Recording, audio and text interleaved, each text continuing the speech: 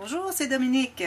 Alors, je voulais vous présenter le matériel nécessaire pour le prochain tutoriel que je vais faire. Alors, vous vous souvenez, l'album, le folio à 2 portes que j'ai fait dernièrement. Vous avez sûrement dû voir la vidéo. Sinon, je vous conseille fortement d'aller la voir. Et vous allez voir, le projet est assez substantif. Alors, beaucoup d'interactions. Aussi, on a les portes qui ouvrent de chaque côté. Alors, des petites cartes, aussi, il y a des pochettes derrière toutes nos interactions, des cascades. Ensuite, ici, on ouvre encore pour plus, je ne sais pas si vous voyez, oui, plus d'interactions. Alors, c'est vraiment intéressant. C'est un projet qui est absolument sublime. Et je vous recommande vraiment de suivre le tutoriel. Alors, je vais vous faire la liste du matériel nécessaire. Alors, ce tutoriel, je devrais le faire, je dirais, à partir du 13 ou 15 juillet, parce qu'il me manque, vous savez, la grande planche où est-ce qu'on a toutes les petites rainures pour tracer les lignes pour les pliures. Je suis allée faire du scrapbooking chez mon amie la semaine dernière et j'ai oublié cette planche chez elle. Elle me la rapporte vers le 10 ou le 11 juillet. Alors, aussitôt, je vais pouvoir commencer à préparer les choses pour le tutoriel. Alors, dans mon cas, je vais utiliser la collection ici de papier de Photoplay qui s'appelle Mad for Plaid Happy. Alors, c'est, si je traduis, c'est... j'aime beaucoup le carotté. Alors... je ne sais pas comment dire l'expression, en tout cas, fou du carotté, ça veut dire. Fou du carotté et joyeux. Alors, c'est la collection. Et je vais vous montrer un peu ce que vous avez besoin le minimum. Alors, ici, nous avons, comme vous pouvez voir ici, nous avons 12 papiers qui sont imprimés des deux côtés. 2 feuilles de cartes. Ici, je crois, dans celui-là, j'en avais plus. Alors, le projet ne sera pas exactement le même parce qu'on n'a pas la même disponibilité des papiers. Mais on verra, peut-être qu'il va être un petit peu moins épais ici aussi. Là. Alors, peut-être ici, qui sera comme 10, ici, il y a 10 cm, on fera peut-être 7 cm. Parce que j'ai probablement pas suffisamment de papier. J'ai plus de papier, mais j'ai pas les cartes. Mais on verra. Peut-être que je les ferai aussi. Aussi, on a une feuille de papier. Alors, ce que vous avez besoin, le minimum dans votre collection de papier, alors ce sont des feuilles 30 cm par 30 cm. Alors, ici, j'ai, comme vous pouvez voir, chaque papier a deux feuilles imprimées des deux côtés. Alors, ça nous donne la chance d'avoir une de chaque. Ici, on a les cartes. Alors, c'est certain que je vais utiliser les cartes, mais je ne les prendrai pas les 2 fois parce que j'aime pas avoir 2 fois les mêmes cartes dans un album. Alors, on va utiliser l'arrière ici. Ce qui est bien parce que c'est mon carotté préféré.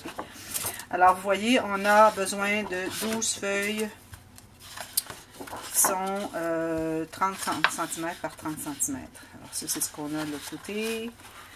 Et c'est le minimum. Si vous pouvez avoir une collection où vous avez des cartes, au moins 2 formats de cartes. Alors, les 7 par 11, je suis approximative là, parce que je n'ai pas la règle pour mesurer. Et puis les 11 par 15. Alors, c'est ce que vous avez besoin. Et aussi, ça vous prend une feuille de collant. Avec la feuille de collant et les cartes, je trouve qu'une collection de papier nous donne tellement de marge de manœuvre, tellement d'idées pour créer. Alors, je ne travaille plus qu'avec ça, autant que possible. Parfois, bon, j'utilise d'autres collections, mais autant que possible, quand il y a des cartes et les collants, j'aime beaucoup. Ensuite, vous allez avoir besoin de papier uni pour faire les pages. Alors, comme vous voyez ici, c'est sûr, le livre est tout bâti avec du noir. Ici, moi, je vais utiliser du blanc. Alors, je vais vous montrer celui-ci d'abord. Ensuite, je vais vous montrer les couleurs. Alors, le blanc, et c'est le poids supérieur. Alors, ce sont des feuilles qui, vous voyez, je ne peux même pas plier le paquet, presque. Alors, ils sont vraiment d'une bonne rigidité. C'est important pour avoir des cartes, des pages qui se tiennent bien. Alors, vous voyez ici, à l'occasion, souvent, c'est ce qui nous permet vraiment d'étirer les papiers. J'ai des cartes, bon, je vais vous en montrer une un peu plus loin ici, bon, des petites cartes où j'ai utilisé du papier uni. Alors, encore là, si vous pouvez avoir une bonne épaisseur. Ceci, c'est normal, mais c'est quand même bien, mais pas plus mou que ça. Alors, allez pas avec du papier à écrire, à noter, à écrire ou à imprimer, ce sera trop mou. Alors vraiment du papier cartonné, et on l'utilise un peu partout. Comme vous voyez, partout où est-ce qu'on a des photos à mettre, c'est ce qu'on utilise. Alors je conseille au moins 2 couleurs. Ici j'avais 2 couleurs. Parce que ça nous permet au lieu de prendre un grand papier ici, de papier imprimé de la collection, on n'a que des petites bandes, souvent ce sont des chutes. Alors on utilise des carreaux de papier cartonné de couleur unie pour faire nos mattes. Ça c'est l'arrière que je ne couvre pas. Si vous voulez le couvrir, vous pouvez, mais je trouve que ça enlève de l'épaisseur pour mettre les photos. Alors, on met moins de photos. Et puis vous voyez ici encore c'est la même chose. Voilà. Alors c'est important d'avoir, moi j'ai 20 feuilles de papier cartonné uni. Alors c'est le minimum.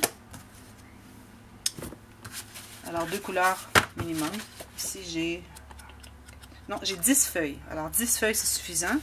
Et si vous en avez plus, tant mieux. Bon, au cas où vous ayez besoin de plus. Mais bon, avec le projet, vu que celui-ci a été plus, celui de IAM a été plus gros et qu'on va faire un peu plus petit, ben, alors on devrait avoir suffisamment avec 10 feuilles. Et puis le papier blanc, le de base, je vous recommande 20 à 30 feuilles. Alors voilà. Maintenant, la colle. Alors la colle, j'utilise la colle liquide. J'aime beaucoup utiliser la colle liquide parce que je trouve que quand on a les cartes, quand on fait des cartes qui ont, ici un exemple, juste cette bande-ci, ok? Alors cette bande-ci a le papier noir de base, le papier imprimé et un papier uni, et vous voyez la rigidité.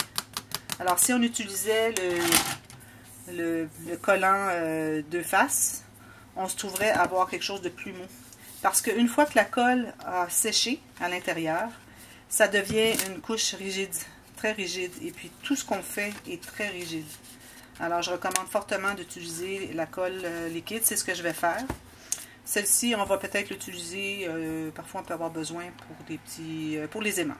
J'utilise beaucoup pour les aimants. En parlant d'aimants, alors les aimants ici, ce que j'ai utilisé, ce n'est qu'un aimant chaque côté, comme ceci. Et on a la même chose ici, il va sans dire, parce que ça doit s'aimanter. Mais j'aurais aimé avoir les plus gros. Alors il y a ceux-là, où il y a les plus gros, qui sont 2 fois plus gros. Au lieu d'en avoir 20, il y en a 10 par paquet. Et c'est le même prix. Alors moi, ce que je vais faire, c'est que je vais en mettre 2 ici et 2 ici. Parce que je ne voulais pas commander seulement les gros. Bon. Alors, ce sont des... ils n'ont pas plus que 1 mm d'épais. Alors, ou 1 point quelque, pas plus. Pas 2. 2, c'est déjà trop. Alors ça, c'est important. Et aussi, un truc de France Long, de Your Book of Memories.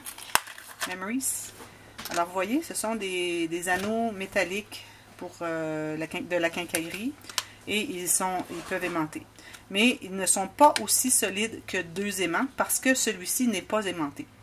Mais quand on a besoin de faire comme une cascade ici, alors c'est pas nécessaire d'avoir autant aimanté, même qu'ici j'ai utilisé des tout petits. Alors je l'ai déjà montré, les tout petits. Alors c'est ce que j'avais utilisé ici. Quand on n'a pas beaucoup de force ou d'épaisseur sous les aimants, alors qu'il n'y a pas besoin d'aimanter autant, que c'est facile et qu'il se tient là, on peut aller avec les plus petits. Alors, ce que je vais faire, ou bien je vais aller avec les plus petits. Je vais vous montrer les plus petits. Excusez. Alors, vous voyez, ils sont tout petits. Ils mesurent 1 mm par 3 mm. Alors, ceux-ci, j'achète à la quincaillerie aussi.